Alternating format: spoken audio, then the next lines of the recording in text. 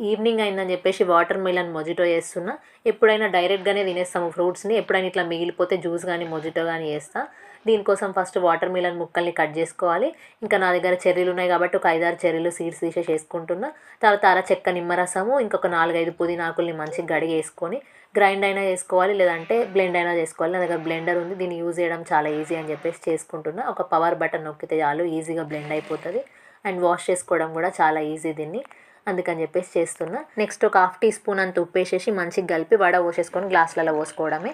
అయితే గ్లాసులలోనే డైరెక్ట్ వడ పోసుకోవచ్చు, కానీ ముందు పోసుకున్న వాళ్ళకి పల్చగా, తర్వాత పోసిన వాళ్ళకి చిక్కగా వస్తుంది, కన్సిస్టెన్సీ చేంజ్ అవుతుంది. అండ్ ఇట్లా చేసుకుంటే వేస్టేజ్ కూడా ఎక్కువేం రాదు. ఇది మస్తు టేస్ట్ ఉంటుంది, ట్రై చేయండి. నేను ఐస్ వేసుకోను, మీరు ఐస్ కావాలంటే వేసుకోవచ్చు.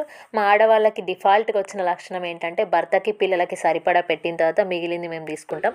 నాకు కూడా డిఫాల్ట్గా వచ్చేసింది, ఏం చేస్తాం. ఎట్లుంది విషయం? సూపర్ ఉంది.